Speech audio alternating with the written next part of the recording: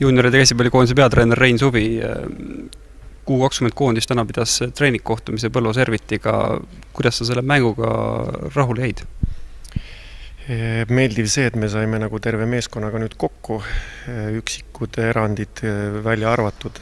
Et selles mõttes oli juba erinev eelmise nädala mängust, et me saime sellise parema ülevaate ja kõik mängijad kohal. Natukene läks võib-olla see mäng ikkagi selliseks, et hakkasin liialt palju nagu jaotama seda mänguaega kõigile ka, et selle natuke nendest paremat sellest just ülevaadet saadagi, et mida nad nagu teatud positsioonil suudavad teha, et päris võistlusmängus nii palju vahetusi kindlasti sigrimigrit ei tekitaks, et hoiaks sellist ütlasemat koosseisu ja võib-olla vähem vahetusi korraga, et siin läks ta natukene liiga paljuks, et see võib-olla halvas seda mängupilti ka, et selles mõttes, aga ta täitis oma eesmärgi teisipidi, et mängijatest sain ma parema ülevaate võib-olla tänu sellele, et mänguaega sai jaotatud. Sel nädalavahetusel on 3. treeninglaager. Millele sa konkreetselt sel nädalavahetusel keskendud ja mis osas on töö tehtud, kuidas see tundub?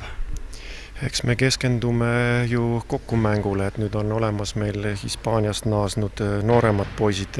Need peavad oma osa nüüd siia sisse saama ja eks me peame käima siis läbi kõik siis võimalikud variandid, mis meid eesmängus võivad oodata, et nii 6-0 kaitse vastu, kui aktiivsema kaitse vastu, kui arvulise ülekaaru, mida me arvulises vähemuses teeme, et meil on oma mõtted vähemalt olemas, et kui palju vastane seda mängida meil laseb, see on juba iseasi, et me nendeks olukordadeks ennast võimalikult hästi valmis seaksime.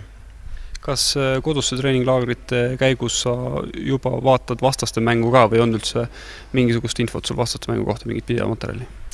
Jah, eks kõige olulisem oleks meil see Šveitsi mäng, mis on esimene kätte saada, seda infot meil praegu ei ole, et eks me tegeleme ja lootust nagu on, et Serbia mängu kohta meil on pilt olemas, aga see mängupilt võib olla natuke petlik, et ühtepidi nagu kartma ei peaks, et ju samasugused mängijad, samasugused poisid, et võib-olla võimsust tundub ikka rohkem olevat, aga lootusetu kindlasti ei ole, et võimalused selle Serbia video põhjal, ma arvan, on täiesti olemas.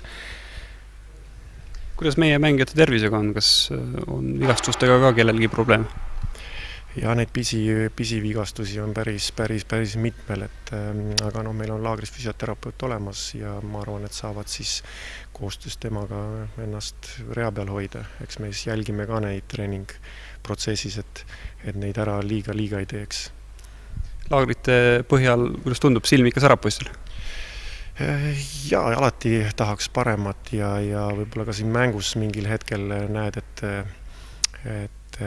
Serviti selline üldine treenitus isegi sellise väikse koosseisuga on parem, et jõuavad teatud olukordades joosta kiiremini ja eest ära ja et sellega nagu rahul olla ei saaks, et seda saab veel selle järelenud aja jooksul natuke parandada, aga selline see meie poiste võimekus praegu on.